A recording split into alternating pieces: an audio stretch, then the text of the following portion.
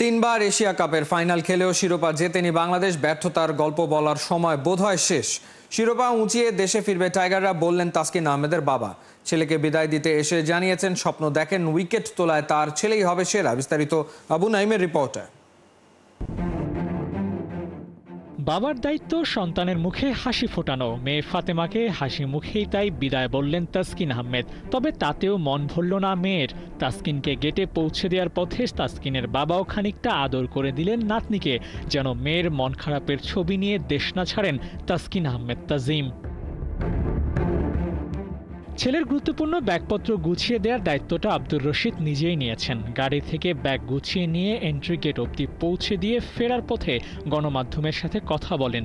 জানান শুধু ছেলের জন্য না, পুরো দলের জন্যই থাকবে শুভকামনা। বাংলাদেশ দলটাকে নিয়ে এবার প্রত্যাশা কি? অনেক ভালো। গোটা দলে তাসকিনই একমাত্র এ প্লাস ক্যাটাগরির ক্রিকেটার। ফর্মেরও তুঙ্গে এই পেসার, তার থেকে প্রত্যাশাও বেশি। এশিয়া কাপে হাইয়েস্ট উইকেট তুলবেন তাসকিন, সেই স্বপ্ন দেখছেন তার বাবা।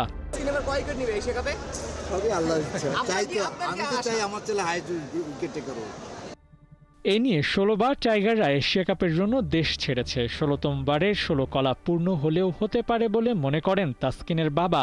স্বপ্ন এবার দারুণ কিছু করবে টাইগাররা, শিরোপা জয়ের জন্যই খেলবে ওরা। এই নিয়ে 16 বার বাংলাদেশ এশিয়া কাপ খেলতেছে, তো এই 16তম বারে কি 16 কলা পূর্ণ হবে ইনশাআল্লাহ। তাসকিন কতটা কনফিডেন্ট এবং কতটা প্রস্তুত? অনেকটা কনফিডেন্ট।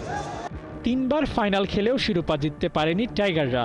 এবার ফাইনাল খেলা আর শিরোপা জেতা হবে কিনা এমন প্রশ্নের উত্তরে বেশ আত্মবিশ্বাসী হয়ে আব্দুর রশিদ বলেন, এবারই সেই সুযোগ।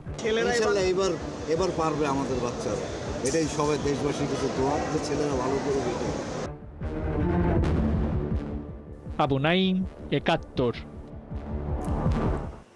বরাবরের মতোই এশিয়া কাপে একই গ্রুপে বাংলাদেশ, আফগানিস্তান, শ্রীলঙ্কা, মৃত্যুকূপ। তাই group B, group of death নিয়ে আবার ক্রিকেট বিশেষজ্ঞদের আগ্রহের নেই কমতি। ওদের মত এক, পারবে না বাংলাদেশ। টাইগারদের নিয়ে বিদেশি অ্যানালিস্টদের বাড়াবাড়ি দেখলে মনে হবে যেন মায়ের চেয়ে মাসির দরদ বেশি। আসলেই কি বাংলাদেশের সুযোগ নেই এশিয়া কাপে? হিসাব কি বলছে? ফয়সাল হাবিবের রিপোর্টে। এশিয়া কাপে বাংলাদেশ, শ্রীলঙ্কা, আফগানিস্তান একই গ্রুপে থাকবে, এটা যেন নিয়তির লেখন, যাবে না খণ্ডন। এশিয়ান ক্রিকেট কাউন্সিলের একপাক্ষিক আচরণের কারণে এই 3 দল সবসময় লড়ে একে অপরের বিপক্ষে। সেই লড়াইয়ে প্রতিবারই যে কোনো একটা দল বাদ পড়ে এশিয়া কাপের গ্রুপ পর্ব থেকে। এবারের এশিয়া কাপে বাদ পড়া দলটা নাকি হবে বাংলাদেশ।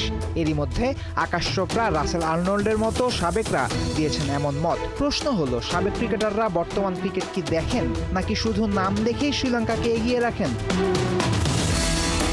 এশিয়া কাপের প্রস্তুতি হিসেবে জিম্বাবুয়ের সাথে 3 ম্যাচের সিরিজ খেলছে শ্রীলঙ্কা। সেই সিরিজেই লঙ্কানদের অবস্থা যা তা। প্রথম ম্যাচে কোনো রকমে জিতেছে শ্রীলঙ্কা, দ্বিতীয় ম্যাচে জিম্বাবুয়ের বিপক্ষে ওরা অল আউট হয়েছে 80 রানে, আর তৃতীয় ম্যাচে লঙ্কান সিংহদের বিপক্ষে জিম্বাবুয়ে তুলেছে 190 রান। প্রস্তুতির সিরিজে নেদারল্যান্ডস নামের পচা শামুকে বাংলাদেশ পা কাটেনি। একই রকম প্রতিপক্ষের বিপক্ষে শ্রীলঙ্কা কিন্তু স্বস্তির নিঃশ্বাস ফেলতে পারেনি। জিম্বাবুয়ের বিপক্ষে শ্রীলঙ্কার সিরিজ ব্যতিক্রম, তাই ভাবছেন? না, তেমন না। শেষ 10 টি-20তে শ্রীলঙ্কা জিতেছে 5টা ম্যাচ, সিরিজ হেরেছে বাংলাদেশ, নিউজিল্যান্ডের বিপক্ষে। আর বাংলাদেশ এই মুহূর্তে টি-20 সবচেয়ে ভালো খেলছে। শেষ 10 ম্যাচে বাংলাদেশের হার 3 আর জয় 6টা। এ সময় টাইগাররা সিরিজ জিতেছে শ্রীলঙ্কা, পাকিস্তান, নেদারল্যান্ডসের বিপক্ষে। আকাশ রাসেলের তাই কি দেখে মনে হলো বাংলাদেশ পারবে না, তা বোধগম্য না। টি-20 ফরম্যাটে এশিয়া কাপ হয়েছে এর আগে 2 বার। 2016-তে মুখোমুখি লড়াইয়ে জিতেছিল বাংলাদেশ, 2022-এ জয় ছিল শ্রীলঙ্কার। অর্থাৎ শুধু এশিয়া কাপের পরিসংখ্যান আলাদা করলেও শ্রীলঙ্কাকে এগিয়ে রাখা সম্ভব নয় বাংলাদেশের চেয়ে। তাই বাংলাদেশ ছিটকে যাবে সবার আগে, এই বক্তব্যের পেছনে যৌক্তিক কারণ খুঁজে পাওয়া মুশকিল। বরং 2 দলের সমান সম্ভাবনা আছে বললেও হয়তো বাংলাদেশের প্রতি সামান্য অবিচার করা হবে। আফগানিস্তান কি তবে নিশ্চিতভাবে বি গ্রুপ থেকে সুপার 4-এ যাবে? র্যাঙ্কিং এবং সাম্প্রতিক ফর্মে আফগানিস্তান অন্য 2 দলের চেয়েই এগিয়ে, সেই সম্মানটাও দলটা পাবে। তবে ধরা ছোঁয়ার বাইরে না আফগানরা। আর সুপার 4-এ যাওয়ার রাস্তায় বাংলাদেশকে যদি কোনো দলকে টার্গেট করতেই হয়, তবে নিশ্চিতভাবেই সেটা হবে Sri Lanka. Cricket is a game of glorious uncertainties. অনিশ্চয়তাই যখন খেলাটার ট্যাগলাইন, তখন কে বাদ পড়বে আর জিতবে সেই বাণী দেয়া আসলে বোকামি। Tiger finisher Jaker Ali Asia কাপের যাত্রা শুরু করার আগে এমন বোকামির কোনো উত্তরও তাই দিতে চাননি। তবে উত্তর দেওয়ার সুযোগ বাংলাদেশের ফুরোয়নি। উত্তরটা দিতে হবে মাঠে, সুপার 4 নিশ্চিত করে এশিয়া কাপের ফাইনালে গিয়ে। ফয়সাল হাবিব, ৭১। হাভিয়ার কাবরেরা তৃপ্তির ঢেকুর তুললেও মন ভরছে না ফুটবলারদের। নেপালের বিপক্ষে বেটার ফুটবল উপহার দিতে চেয়েও পারেনি লাল সবুজরা। যদিও এখনও আশাহত হবার কিছু দেখছে না বাংলাদেশ। নেপালিদের বিপক্ষে দ্বিতীয় ম্যাচটা হাড্ডাহাড্ডি লড়াই হলেও শেষ হাসি হাসবে কাবরেরা শিশুরা। বিশ্বাস টিম ম্যানেজমেন্টে। নেপাল থেকে হাসান সজীবের পাঠানো রিপোর্ট।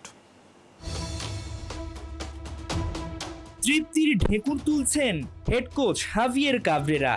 যেখানে বাংলাদেশ দল ঢাকায় করেছিল প্রায় 1 মাসের ক্যাম্প, ক্লোজ ডোর অনুশীলন, কিন্তু তাতেও আসেনি কাঙ্ক্ষিত জয়। নেপালের বিপক্ষে প্রথম ফিফা ফ্রেন্ডলি ম্যাচ গোল শূন্য ড্র। এমন ফলাফলে কি মন ভরেছে ফুটবলারদের? নেপাল আমাদের চাইতে র্যাঙ্কিং এ খুব একটা এগিয়ে নয়, সেই দলের বিপক্ষে তো আমরা একটা জয় প্রত্যাশাই করতে পারি। কোচ হাভিয়ের কাবরেরা গর্বিত এই পারফরমেন্স নিয়ে। আপনি কি সন্তুষ্ট? অ্যাজ এ প্লেয়ার প্রত্যেকটা দিন বা প্রত্যেকটা ম্যাচ ইমপ্রুভ করার জায়গা থাকে এবং চেষ্টা করে সব প্লেয়ার তার জায়গা থেকে ভালো করার। অপরচুনিটি ক্রিয়েট করতেছি, বাট আলটিমেটলি গোল পাচ্ছি না। কোচ তার জায়গা থেকে প্লেয়ারদেরকে যেটা বলছে, তার পার্সপেক্টিভ থেকে প্লেয়াররা সেটা করছে দেখে সে হয়তো বা এটা বলছে, বাট অ্যাজ এ প্লেয়ার আমরা চেষ্টা করতেছি যাতে ভালো করার এবং ভালো রেজাল্ট আসে। প্রত্যাশিত জয় মেলেনি, যদি কিন্তু হিসাব মিলিয়েও লাভ নেই। আক্ষেপের সময় নষ্ট না করে দ্বিতীয় ম্যাচে নজর জামাল তপুদের। গোলটা একটা আমরা যেটা করেছি অফসাইড না হলে তো গোল হইতো, বা ওরা যে গোলগুলো মিস হয়েছে, ওরা যে গোল করতো আমরা হেরে যেতে পারতাম। যেটা হয়েছে প্রাপ্তি থেকে ওটাকে এগিয়ে নিয়ে আমাদের যেটা এখন মেন ফোকাসটা হচ্ছে লাস্ট ম্যাচ। এই লাস্ট ম্যাচে আমরা ওইভাবে তৈরি করছি যে সবাইকে মেন্টালি এবং সাপোর্ট যতটুকু দেওয়ার, যে নেক্সট ম্যাচটা যেন আমাদের জিততেই হবে। শেষ ম্যাচে নামার আগে ভুল শোধরানোর সময় কম বাংলাদেশের হাতে।